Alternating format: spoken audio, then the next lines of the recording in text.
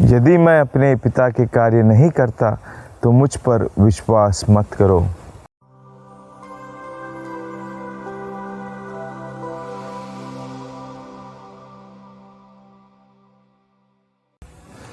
क्रिस्त में मेरे प्रिय भाइयों और बहनों, कार्य हमारे जीवन में बहुत महत्वपूर्ण है।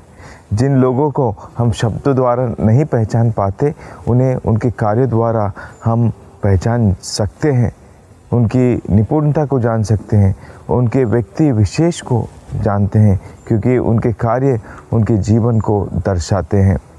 ऐसे में आज के पवित्र सुसमाचार में भी प्रभु यीशु क्रिस्त कुछ इसी प्रकार का तर्क लोगों के सामने रखते हैं। शास्त्री और फरीसी जो यीशु के कार्यों से परेशान हैं, आज वे उन्हें पत्थरों से मार डालना चाहते हैं, लेकिन प्रभु यीशु क्रिस्त उनसे यही बात पूछते हैं, अगर मैं अपने पिता के कार्य कर रहा हूँ तो क्यों तुम उन कार्यों पर विश्वास नहीं करते? अगर मेरे शब्दों पर, मेरी बोल पर तुम्हें विश्वास नहीं है तो कम से कम मेरे कार्यों को देखकर उन पर विश्वास करो। मेरे प्रिय भाई बहनों, संत याकूब का पत्र अध्याय 2 पद संख्या 18 में हम लोग सुनते हैं, संत याकूब लोगों से कहते हैं कि तुम मुझे अपना विश्वास बताओ और मैं अपने कार्यों द्वारा तुम्हें अपना विश्वास बताऊंगा। मेरे प्रिय भाई और बहनों, हम सब क्रिस्तियों का यही जीवन सबसे बड़ा साक्ष्य होना चाहिए। प्रभु ने हमें जीवन दिया है एक साक्ष्य का जीवन जीने के लिए, और इसलिए जब हम प्रभु के शब्दों को अपने कार्य में, अपने जीवन में अपनाते हैं, उनका पालन करते हैं, तो हमारे कार्य भी प्रभु की बताई हुई शिक्षा के अनुसार होंगे। और जब हमारे कार्य प्रभु की शिक्षा के अनुसार होंगे, तब हम प्रभु यीशु के नाम का उचित साक्ष्य दुनिया तक पहुंचा सकेंगे। और यही प्रभु यीशु क्रिस्त भी हमसे चाहते हैं।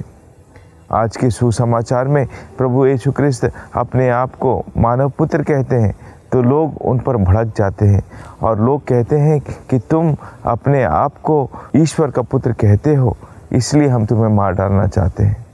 लेकिन उन्होंने क्या गलत कहा? हम सब भी ईश्वर के पुत्र पुत्रियां बनने के लिए बुलाए गए हैं। हम जो कार्य करते हैं उसके द्वारा हमारी पहचान हो सकती है, क्योंकि हम ये याद रखें कि हमने हमारा जीवन नहीं चुना है, वो प्रभु है जिसने हमें चुना है और नियुक्त किया है।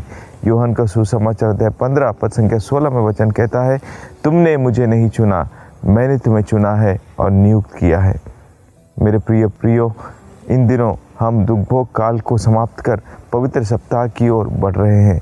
पवित्र सप्ताह में और बारीकी से हम प्रभु के दुख और दर्द को अपने जीवन में अनुभव करना ज़रूरी है, क्योंकि इन दिनों की तपस्या इसी भाग के लिए हमें तैयारी करने के लिए बुलाई गई थी। क्या हम अपनी तैयारी में सजग हैं? क्या हम इस पवित्र सप्ताह में जब प्रवेश करते हैं सचमुच में प्रभु के उन दुख भरे मार्गों को या दर्द को समझ पाएंगे? और अगर हम समझ पाते हैं तो ज़रूर उन्हें अपने जीवन में भी प्रतिबिंबित होने देंगे, ताकि हमारे जीवन द्वारा हम प्रभु यीशु क्रिस्त के जीवन का साक्ष्य दे सके। आमीन।